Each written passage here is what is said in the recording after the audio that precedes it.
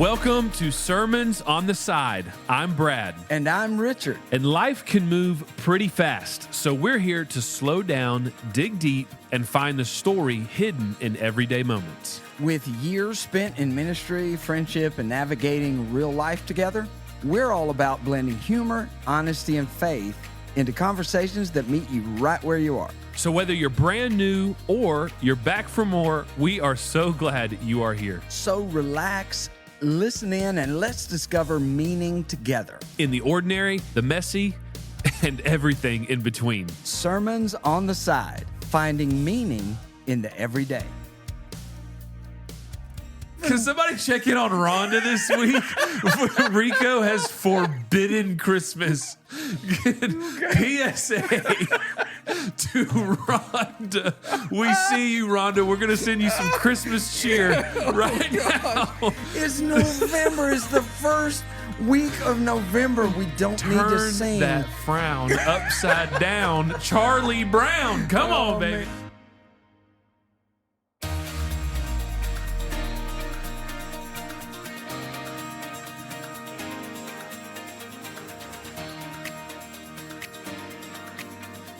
I don't need a lot for Christmas. Time is just one thing I know, but I mean, Coach, is Christmas music going off in your house yet?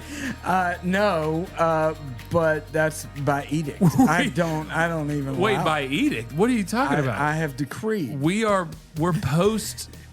No, we're post Halloween. No. We can play Christmas music now. Not under my roof. You want, young man? You are Scrooge. We got our very own Grinch on Sermons on the Side. Are you a post Thanksgiving only guy? Yeah, I am for music and movies. I don't hate music and movies. Yeah, Christmas. Okay. But entertainment. But decoration. Christmas lights. It can be allowed in our home, and some of that has to do with we have family from out of town that will come visit us for Thanksgiving, and they won't be here for Christmas, and so sometimes we will put up the tree early. That's sweet. Little family like tradition. That. Yeah. But I forbid it, man. I'm sorry. Look, forbid. I love That's Christmas a crazy music. word. Forbid it. Yes, there's a lot of weight to that, right? Have we even? Can somebody check in on Rhonda this week? Rico has forbidden Christmas. PSA to Rhonda. We see you, Rhonda. We're going to send you some Christmas cheer right now. It's November. It's the first week of November. We don't need to sing. Turn that frown upside down. Charlie Brown. Come on, baby. Man, I tell you, I think as we get a little closer to Thanksgiving, we'll have more on this topic because that's been a thing in my life.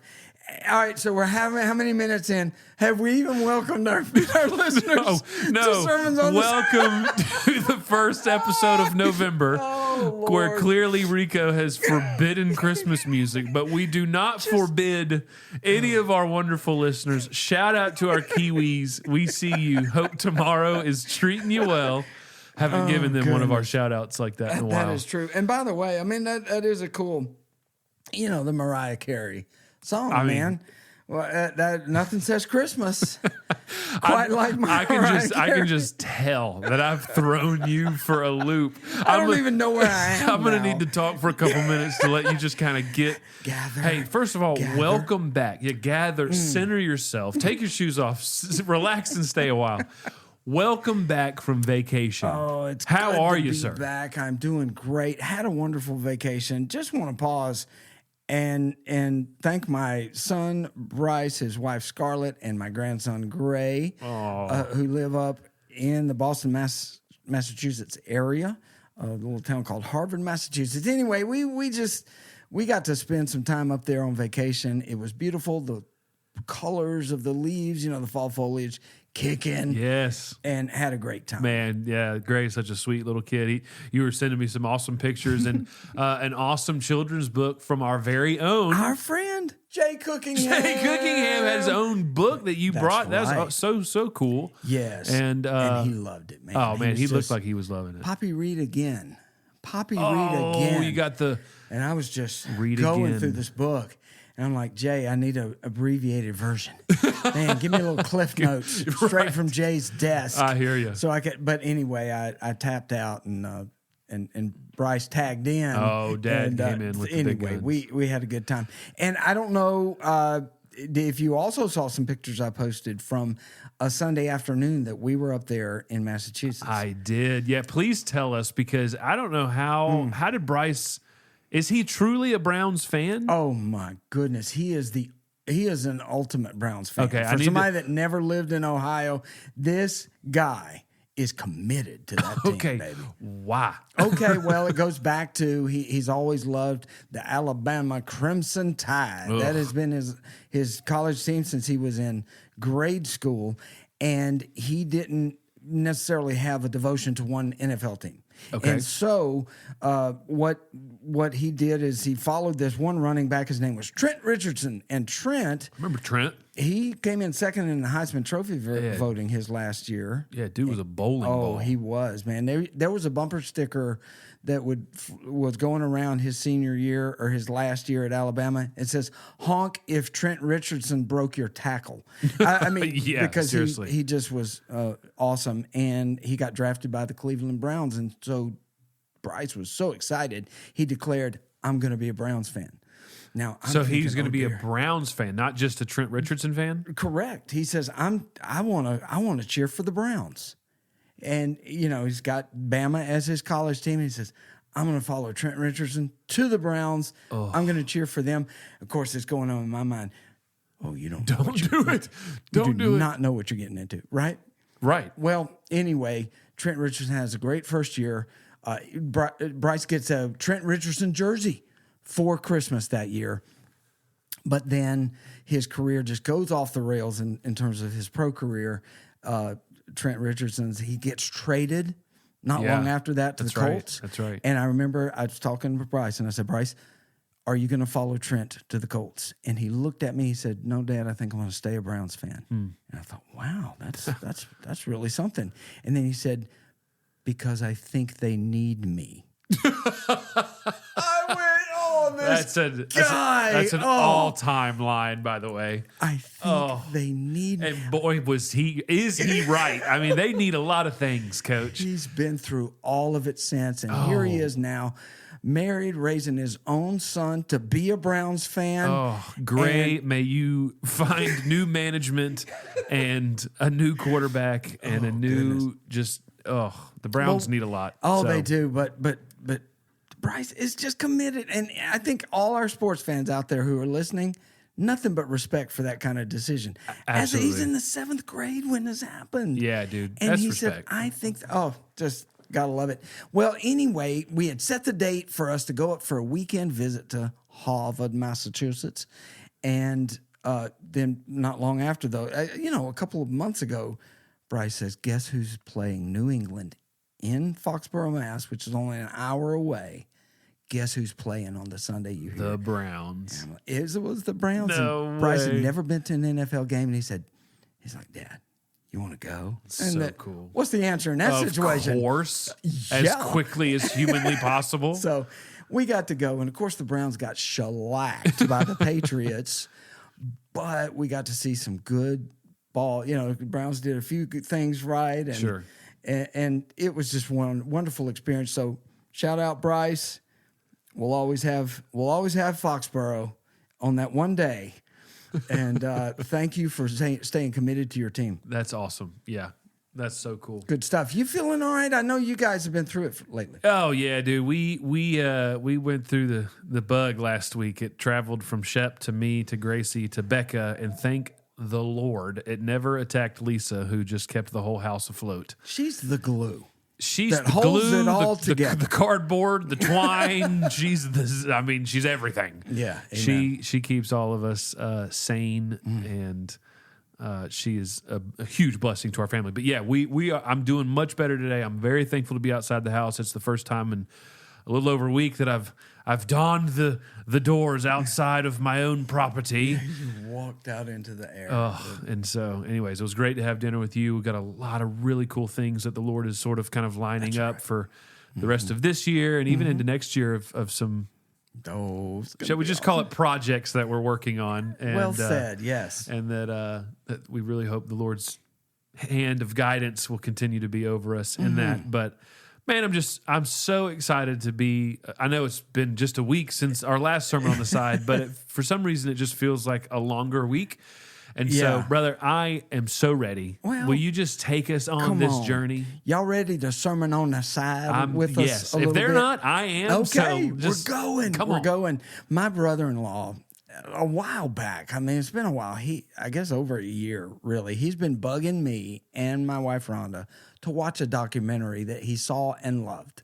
It better not be a Christmas documentary. Because they're forbidden. Small. Those are forbidden until Thanksgiving, brother-in-law. By the way, you just sold the forbidden word. That just sounded so good. I'm sorry. Yeah. I'm gonna that's gonna be the name of this episode, the forbidden episode. I'm sorry. We'll cut this out. All right, keep going. All right, so anyway, so he saw this documentary and he's been working on us over a year to see this thing. And finally, he was up in town visiting, and this is a couple of months, maybe 3 months ago.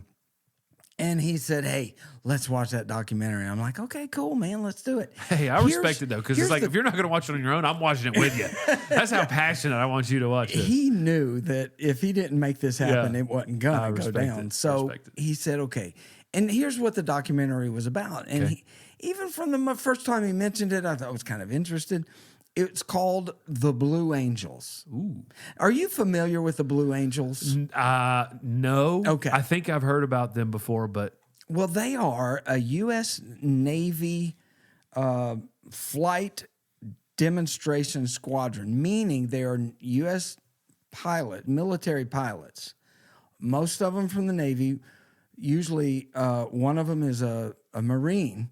And they're fighter pilots. Oh, it's like the Top Gun Maverick Top Gun stuff? type people. Yeah. Yes, exactly. Okay, that's where I've heard it from. And so they can qualify if they're good enough to do a 2-year stretch as one of the Blue Angels. And they're a demonstration squadron. So they do flight shows, like aerial shows. I got you. Okay. And they are the best in the world. And it's really amazing if you ever get a chance to see them. I remember like 30 years ago, no, my gosh, I guess it's 40, where I was in Bible college in Pensacola, Florida, which is the home of the Blue Angels, and we would see them practice, and they'd fly over the beaches and everything. But they do stunts and aerial, it's acrobatics in the air. It's called aerobatics. Aerobatics? Yeah, aerobatics. And they are just amazing. I mean, they do these formations and maneuvers that are like super dangerous. Yeah. Because they are like flying so close together. Ugh.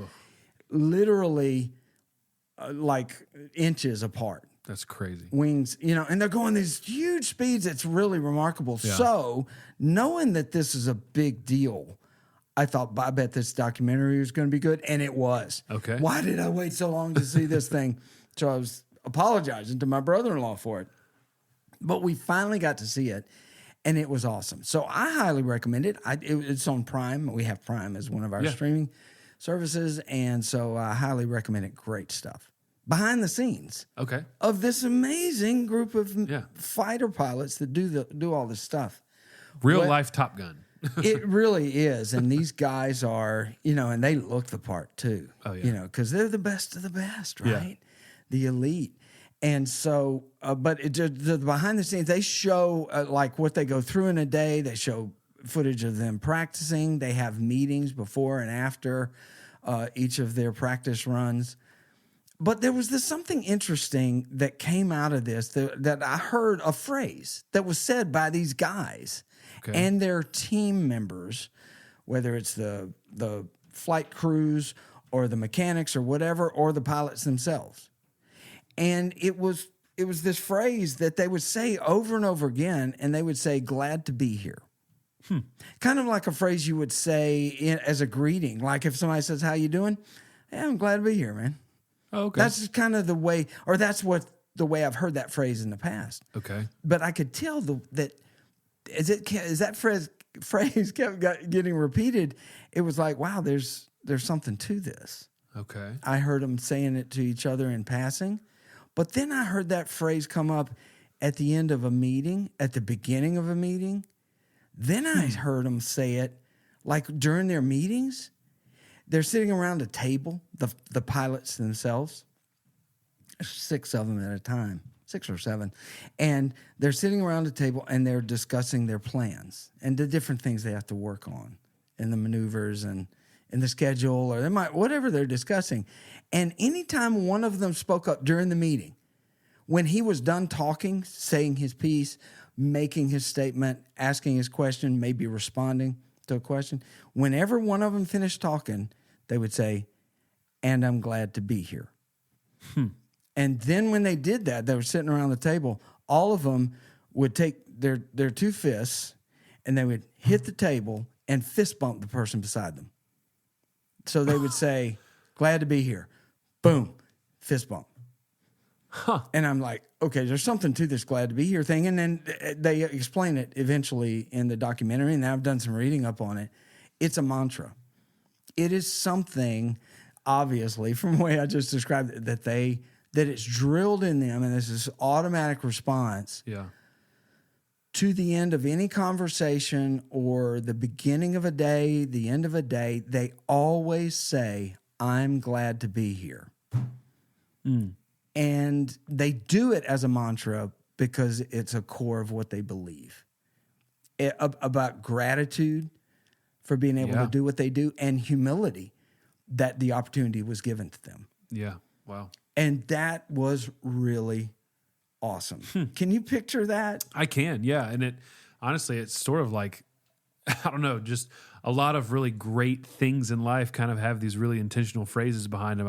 As silly as it might sound, it's like, you go to Chick-fil-A, kind of the golden standard of, fast food, but it's like the my pleasure, every single thing is my pleasure, but a very simple phrase, but when used in very intentional ways can really change sort of the perspective that everybody has.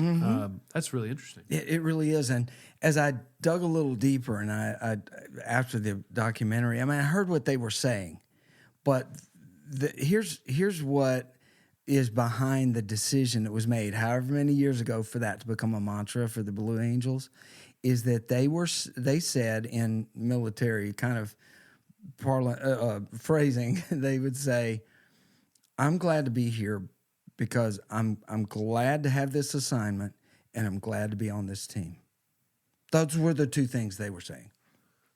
I'm glad to have this assignment. Or this mission or this tour of duty. Right.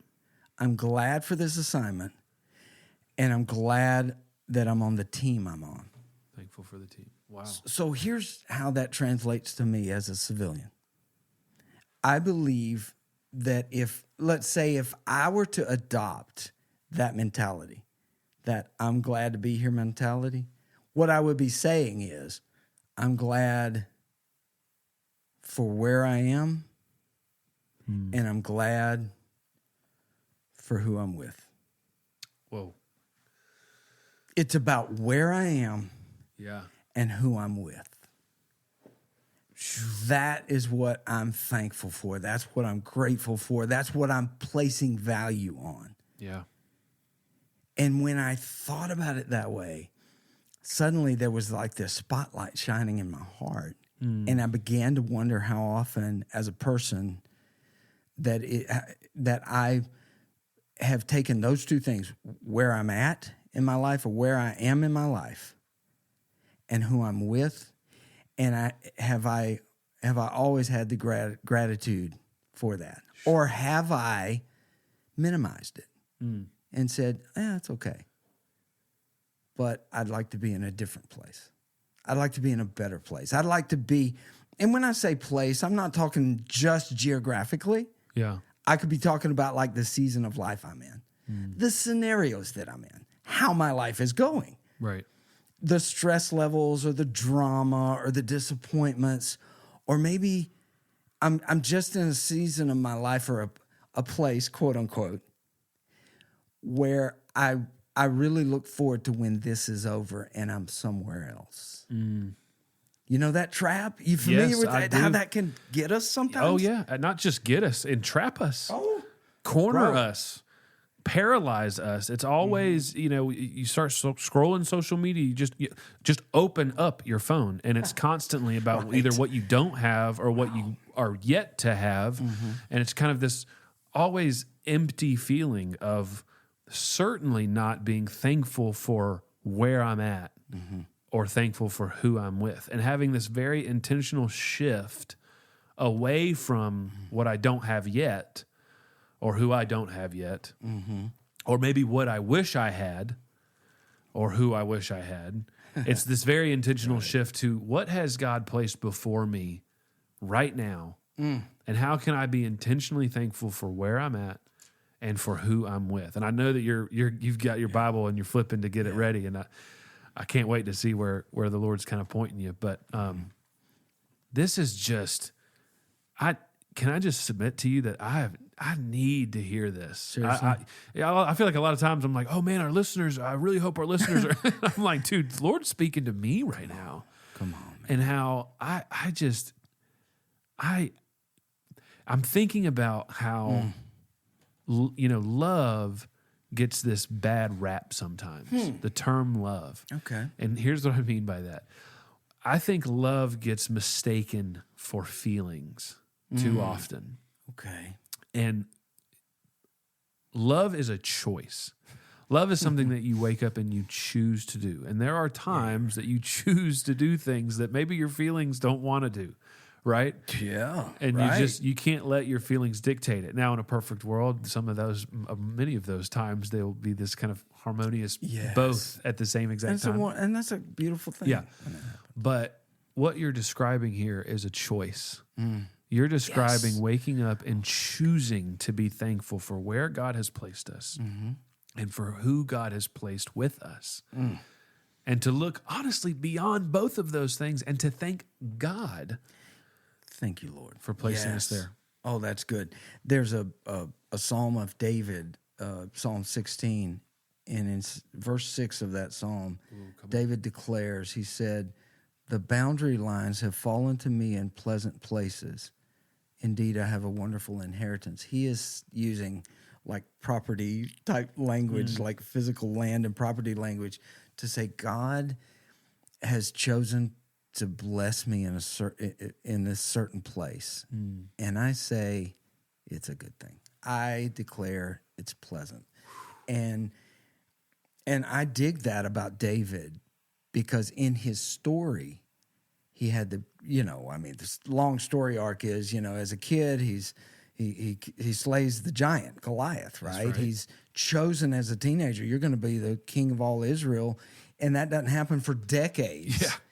And in the interim, even after the big military victory, slaying the giant, his life goes off the rails at the hands of the current king. Fleeing for his life, living in the wilderness. Dude, coach was so this bad. Guy, look, David, in that time, he was waiting for the promise of kingship to be fulfilled. Man, he had to live on the run, like you said. He's a fugitive. He has to live in caves. He has to pretend to be somebody else. All kind of wild stuff. Crazy. At one time, he goes to live in a series of caves, and he ends up being there for years. Just this interior. It's just, you talk about a nomadic life. And it says that people came out who said, "I want to follow David," and they came out to join him. There were hundreds of them. So that sounds like a win, right? Yeah. But then the Bible explains, and all this is in kind of the last few chapters of the book of 1 Samuel. We talk about that a lot in our episodes. But it says the people that came to see David, they were distressed, they were in debt, they were on the run, they were troublemakers. I'm like, what's worse, having to live in caves or this weird group of people that now want you to be their guy? Ragtag is at least, so. But I'm sitting here going, David was the kind of guy, because he never stopped worshiping God and trusting God. It was hard, and he had emotional swings, and it was difficult. But he just said, that was his philosophy. We see it in verse 6 of Psalm 16. Yeah. But that was his philosophy his entire life, which was, God's in control of my life, and he's got me here, so I'm going to, okay. And he's got this group of people around me. Dude, I'm so grateful that you're bringing this up because when we think about David, I think it's easy to just immediately go, oh, yeah, King David. Guy who lived in a palace, guy who had everything he wanted, the most powerful man, you know.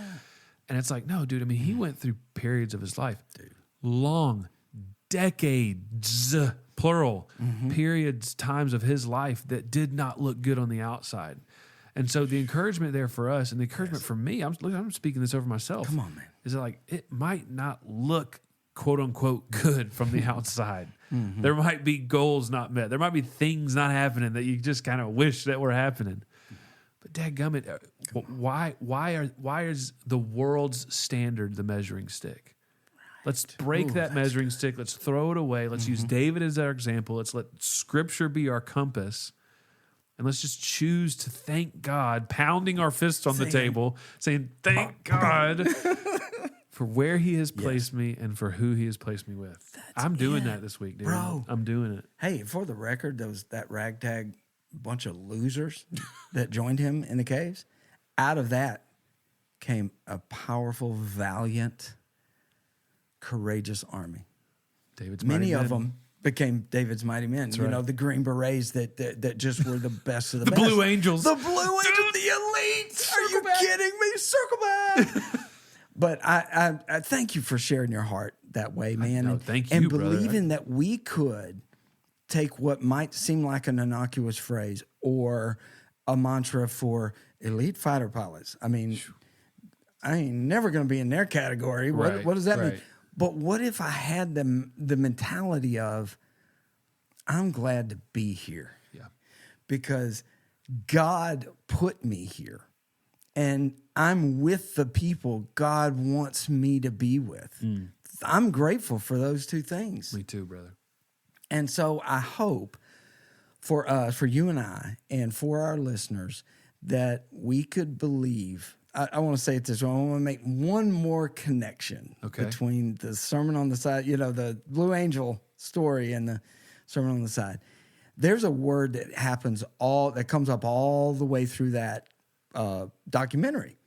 And it definitely is a word that defines what it means to be a Blue Angel, fighter pilot, stunt show, you know, airplane guy. And it's the word precision. And bro, who needs precision more than the Blue Angels? I mean, literally, inches apart. Your wings, you're flying at these incredible speeds. Wings are inches apart. And you're moving. I mean, it's crazy. Stunning what these guys accomplished. But precision is absolutely necessary. They would perish, literally, if they weren't precise. Yeah.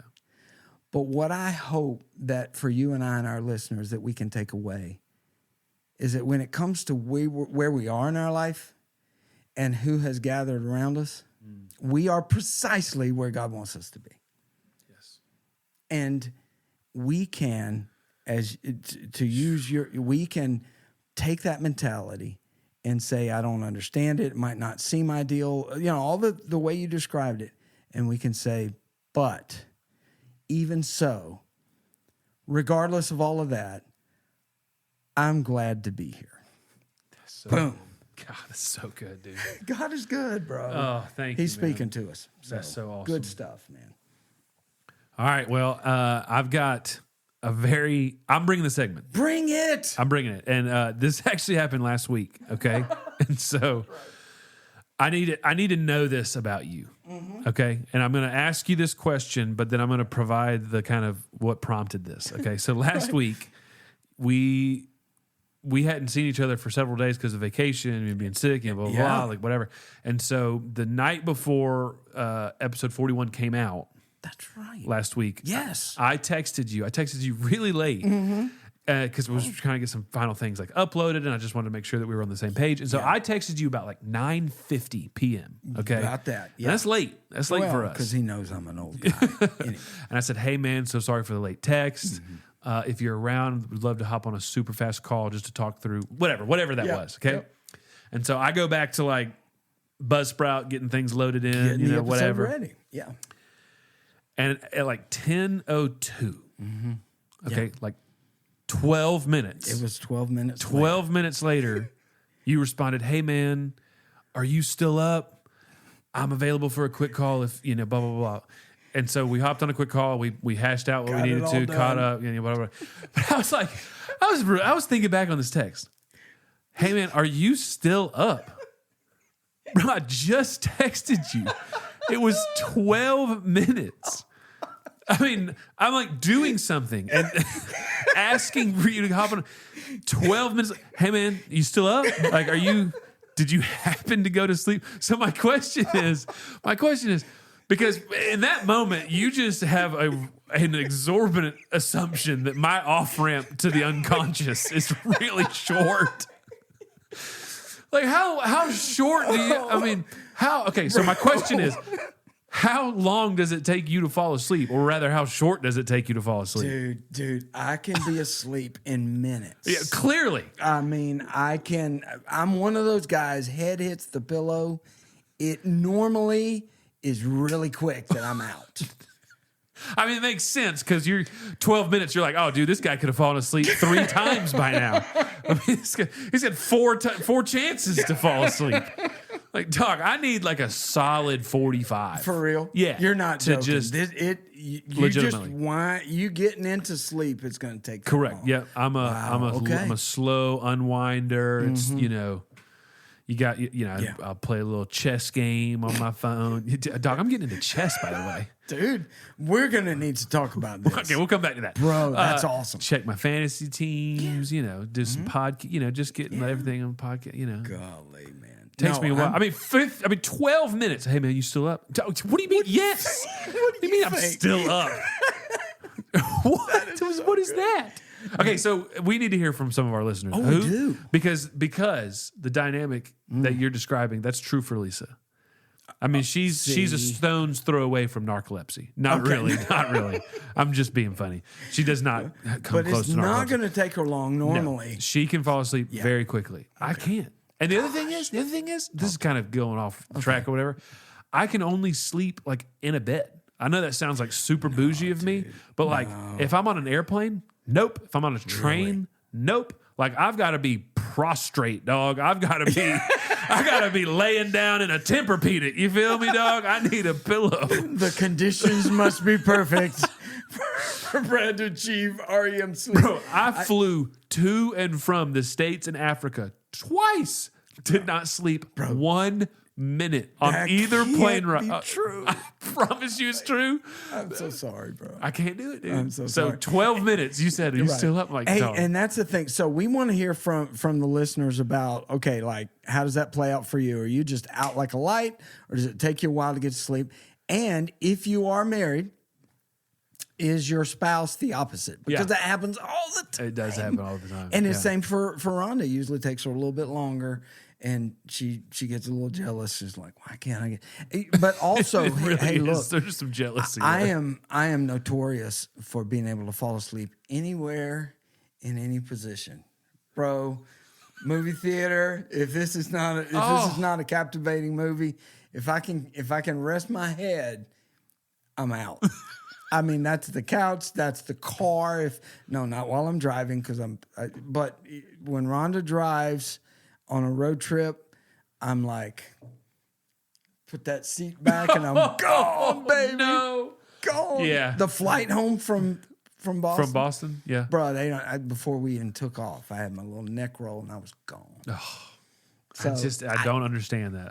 I wish it was me, but it's not. Folks, I want to know if it's you or if it's not. Right. Can you get sleep? Can you not? Does it take you 12 minutes to fall asleep or does it not? Man, what a great way to kick off the month of November. Indeed, right? I tell you, God is good. I'm so grateful for that sermon on the side. And I am genuinely glad to be here, man. Me too, brother. And I'm grateful for who I'm with. Oh, and come on. Fist bump. Around. There we go. All right. Folks, we will see you again here next Thursday for another episode. Sermons on the Side.